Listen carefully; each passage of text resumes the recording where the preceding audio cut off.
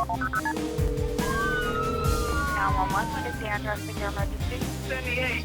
Help! Aliens about 1 operator 6180. What's the address of your emergency? 1797 Sumter Street. We're being robbed at gunpoint. No. They're following me to my house. The guns are already out. She's shooting. Okay.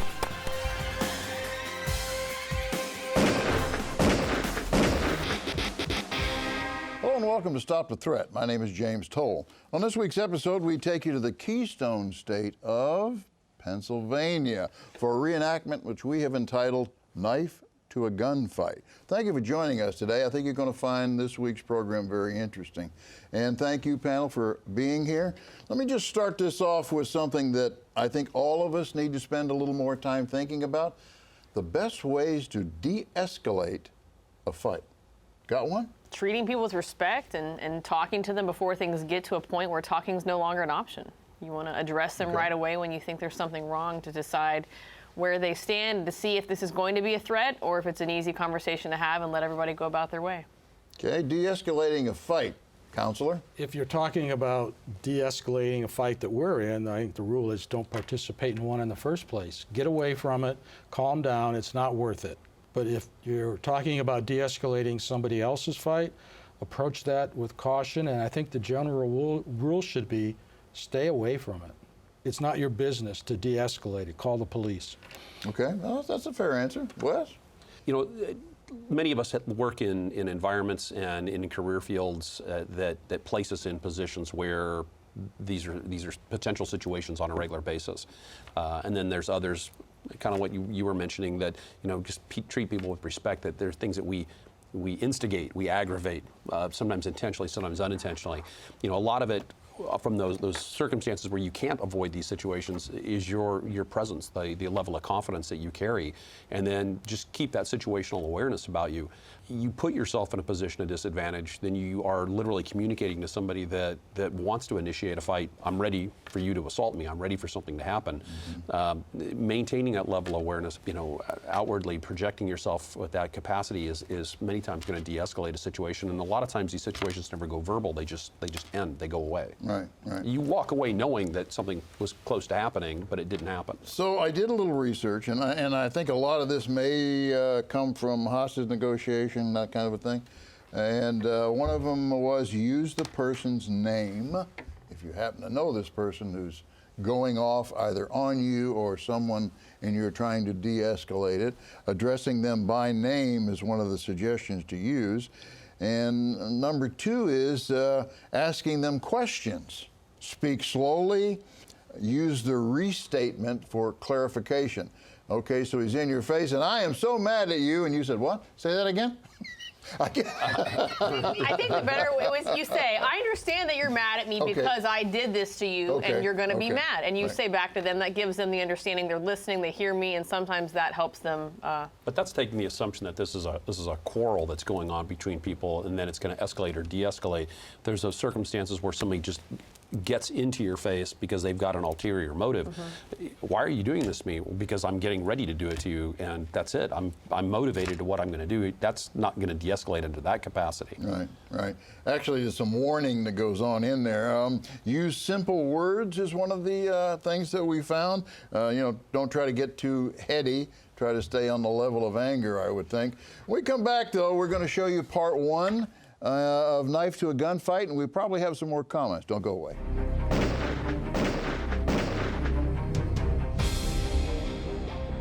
Thanks for coming back, viewers. Before we show you Knife to a Gunfight, part one, let's just talk a little bit about knife fights. I'm gonna say with some degree of confidence that knife fighting is coming back in. Would we all agree that knife fighting is probably more dangerous than gunfighting? You stand more of a chance of getting hurt with a knife, especially at close quarters. Just the odds, the numbers, the statistics, there's going to be movement, swiping, and all this. I think you stand more of a chance of getting hurt. Yeah, I think I'd almost rather deal with somebody who's shooting at me, and I have an opportunity to move rather than they're going to walk right up and they're going to stick me before we even figured out what's wrong. There I am on the ground, right? Mm-hmm. Okay, let's watch part one before we go too far. Knife to a Gunfight. You think we got everything we need, except for the beer? Oh, no, I've got some at the house. You got enough?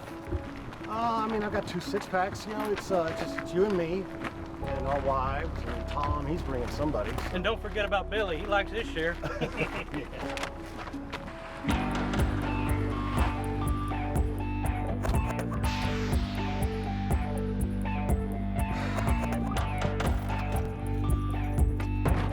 right. Hey, well, we probably do need some more drinks. Why don't you go ahead and head on down? There's a liquor store down the road right there. Why Yeah, don't I see it's right there. Yeah, cool. Why don't you go down there? Hey, you got a problem with me? Hey, I'm talking to you. Hey, man. Buddy and I were just talking about something. I'm not talking to you, I'm talking to him. What's your problem with me? Hey, I don't have a problem with you, okay? My buddy and I were talking about going to get some more drinks. Oh, you were looking at me for no reason? What, am I standing out to you or something? No, not at all. Hey, why don't you just calm down? I am calm. You calm down. Stay out of my business. Back off. I told you to stay out of Okay, all right, that's enough. Why don't you just head on out of here? We'll get in our truck, go home. We'll act like none of this even happened. this. But something did happen, didn't it? You were looking at me for no good reason. Okay, you know what? You are overreacting. Oh, now I'm overreacting? How about I cut you? Okay, first off, this is everyone's worst nightmare. You're completely minding your own business, and someone who appears to be mentally unstable has now entered into your environment. How could this have been de-escalated? Anybody want to start with that? They did a great job. I mean, starting out, they did a great job. They didn't take it to the next level. They weren't rude or insulting. They didn't say anything inappropriate. They actually did a really good job. It was just a situation that they weren't dealing with someone kind of on level or in their right mind, I guess, at the moment. Except there was a problem with what one of the good guys did. He gave the crazy guy an order. And you don't give people orders when they're in that kind of a mood. He told him to calm down. Just calm That down. was an order, and that didn't work well. It escalated it. All right, what? You know, again, it comes down to mindset and it comes down to training. You know, you're going flat-footed with a guy even before that knife is introduced in that situation, and you're within such tight proximity to him. When this thing escalates, I don't know what you're expecting to have happen, but you have your truck sitting right there. Start moving yourself to position that as an intermediate barrier between you and him. Let him go to his knife. That truck is still between you and him. You know, run around your truck a few times, calling 911, but that intermediate barrier will make that knife a null and void item at that point. Right. I actually even thought that they were going way beyond what they should have to try to calm the guy. You know what? I'm getting in my car. We're leaving. What's wrong with that idea? I mean, the longer you're there, and I think you were alluding to that, is the longer you're there trying to make some kind of some kind of a negotiation, then the worse this is going to get, because you're not, as you just said, we're not dealing with someone who you can probably negotiate with. It's probably the politest way I can put that. So the de-escalation factor here, I kind of want to say, just, you know, get in your car, leave. Why keep confronting this guy? That's the one issue I have. The other issue I have, and this is going to be strictly legal, I can say that in California, I know for sure that if you and I are in an argument and I put my hand on you, I'm the one going to get arrested.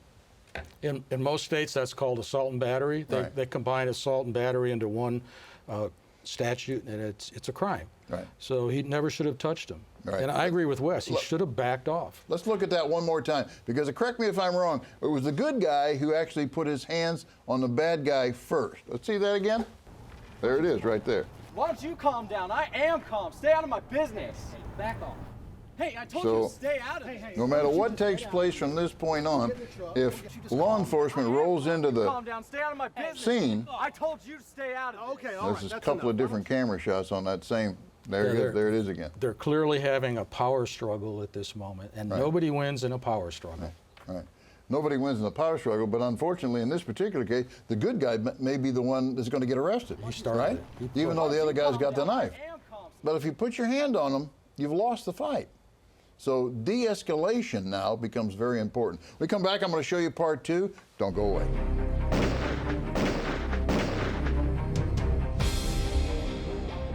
Thanks for coming back, viewers. I think this is a very interesting reenactment that we're doing. There's a lot of questions here. I know that you all will have. Send me an email, see me on social media. We'll try to answer those, or I will send them out to the guests here and have them answer those if you would prefer their answer.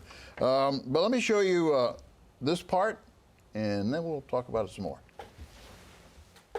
How about I cut you? Hey, hey, hey. Why don't you just calm down? I am calm. Look, I'm not shaking. I can see that. Why don't you just put the knife down, go on and do what you were gonna Stop do? telling me what to do. Hey, man. Hey. You just go your way and we'll go ours. You know, you put the knife up, everything. Whoa, am I making you nervous, old man? Maybe just a little. Good. Okay, that's it. That's enough of this. You need to put that knife down and just get out of here. How about I cut you?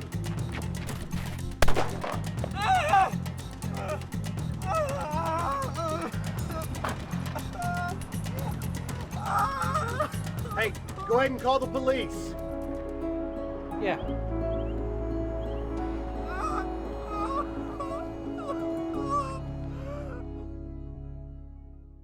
Okay, I don't know how many of us thought it was going to end this way. If you've watched the show often enough, you probably figured it out. But it could have gone in several different directions. It happened to go in this direction. I'm going to start by saying, Counselor, when can I draw my weapon? I think that's a good example of when you can. The standard in most states is what would a reasonable person do? And I think sitting here at this table, we're all reasonable people, and we would agree that that man's was in danger of his life or serious bodily injury, and he was justified in using deadly physical force. Okay, and would that make any difference if I was a woman, or whether I had children with me, or whether I was handicapped? Is the criteria any different? Or just whenever you're in fear for your life? Well, to a jury it will, because juries look at the facts. And attorneys love to say it depends, and it does depend on the facts. And in this case, if it were a woman with that firearm, I think there'd be less scrutiny about whether or not to prosecute her. Okay, what? Yeah, absolutely. I think there's, looking at the totality of what's happening there, you could articulate a couple different ways why you felt a certain way. Certainly in this video, though, I mean, his timing was where it needed to be. Are you comfortable with him backing between the two vehicles, firing one round? Is that a personal choice? It's not mine, but is it a personal choice? Well, if he goes down with one round and he's no longer a threat, he's dropped his knife, then the textbook answer is that you stop. He's no longer a threat. He's down, the knife's out of his hand. That's all it took to stop that particular threat. Going to make any difference, Counselor? I don't Whether think so. I shoot one or three? No, I don't think it does. Most of us are trained to shoot 2 rapid shots because that's more effective. But I think he used good judgment. When the person went down, he felt safe enough to move the knife away. He took a step back and kept his gun pointed on the bad guy. I'm not happy with his choice about 911 call, but we can come back to that later. Okay. I'm kind of anxious to get back to that, but go ahead. Well, I mean, you've got a couple of different options and a couple of different things that are occurring. You've channelized a guy between 2 vehicles. I mean, that limits options that are available in that set of circumstances. And I think something that's important, particularly when people are trained for carrying firearms, to keep in mind that a human doesn't respond like a piece of cardboard does or a steel target. Think about big game hunting, and you put a round on a charging animal, they continue to move for several yards after that animal's been struck. You don't know what this guy's mindset is, and you don't know what level of chemical inducement he's got in his body. To assume that one round is going to drop him in his tracks would have been a calculated mistake. To continue to create that distance until you're positive that he's going to be going down is important. Okay. If I'm one of the good guys in this, am I better off down there actually trying to render some aid to him? Am I going to look better in court if I try to help the guy I just shot? That's a tough call to make because we don't know anything about the shooter. If he's not qualified to render aid, he could make things worse. So I'd say just leave him there, get the ambulance there, and let them do their job. And so in court, that wouldn't, not going to go better for me. My attorney, my defense attorney is not going to say, and we tried to help him. No, because I could use, my client's totally unqualified to render aid. He was afraid for his life. All he could do was make sure that this threat has stopped, and he called the ambulance for help. That's all my client could do. Well, I think you were going to say something more. Well, you wanted to come back to it? Let's come back to it. Let's go back to 911 because this is a important issue for me as an attorney. I think the shooter should have given the caller some instructions about what to say. And the most important thing to say is, my friend has just been attacked in a parking lot by a man with a knife. Make sure you set the stage about why you're calling for help. Did I shoot him? And we'll answer that question as soon as we come back, because that's an important question, and I know you want to hear the answer. Don't go away.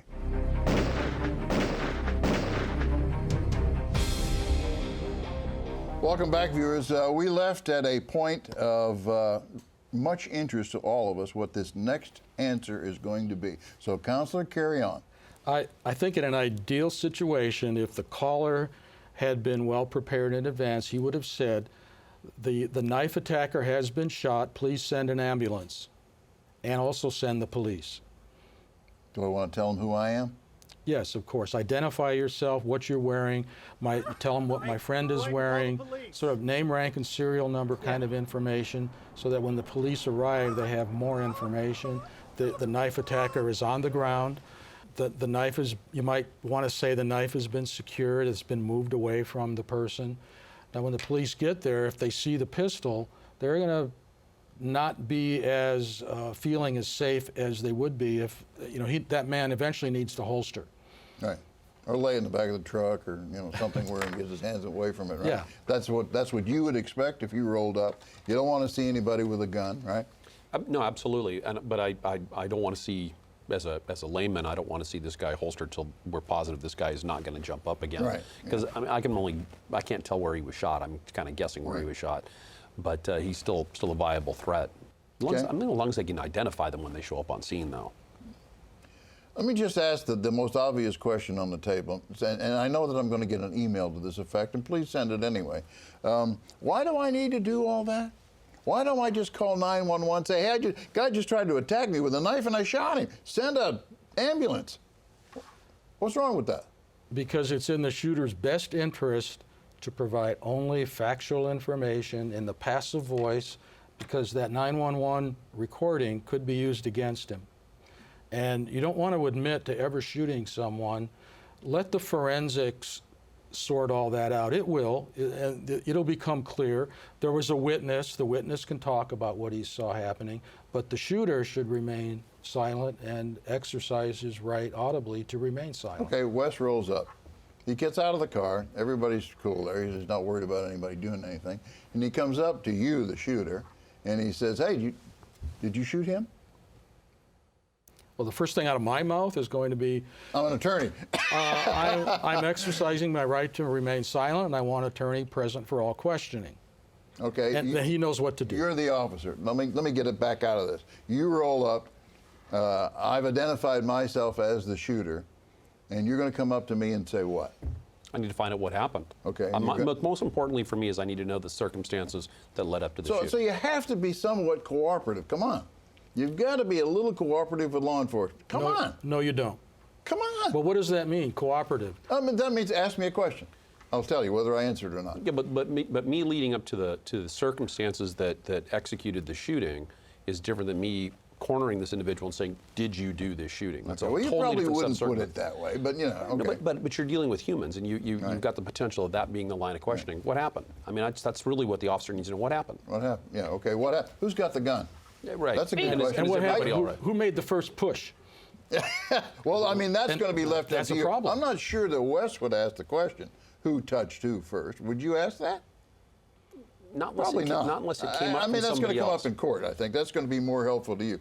Tammy, you were. I was just going to say, to be respectful, I'm under the impression of what you just shared as far as saying I'm, going to revoke my right or invoke my right, but to be respectful about how you do it. If questions do come your way that you're not comfortable answering because you've been legally advised to not answer them, just to be respectful about doing it, I think is the. And I think that's wrong, and it's wrong not in a bad way, but it's wrong because that answering questions because you want to be respectful to the police at that moment will get you put in jail. Yeah, it may not be the right motive. I understand that. It's not the time. But I think me as the shooter and let's just place me in there because I'm going to talk to Wes. He's the officer.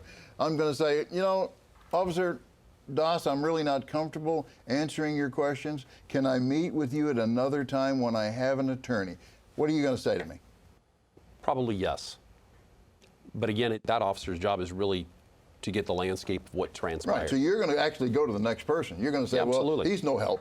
I'm going to talk to him later. So now I'm going to go talk to the other guy, and you're going to hope to get something out of him, because the fact of the matter is you still have a report to make. Without a doubt. And, Right? and initially that groundwork is really finding out if everybody's all right on scene to start out with, to begin things with. Right. And then that really lays that level of, or lack of cooperation at that point anyway. And realistically, the officer really just needs to know what's the landscape, what happened? Yeah, what happened? How did this end up this And I think that's fair, counselor, to at least work with the officer a little bit, because doesn't he have to have some information? No, he will get it. He will, yes, but he will get it from the witnesses and the forensic evidence. And a shooter should never talk to the police. I have a rule, and it's called the no babbling rule. Don't talk to the police. Don't babble when you call 911. Don't babble when the police get there. You're going to be emotional. The adrenaline's going to be high. You're not going to remember everything. So let your attorney do the talking for you. Okay, we got to leave it there. Thank you very much for tuning in this week. You know, I know that we have left some things unsaid here, but I hope we've turned a light on too. So thank you for tuning in. We'll see you again next week. Be safe, be trained, be alert. Thank you.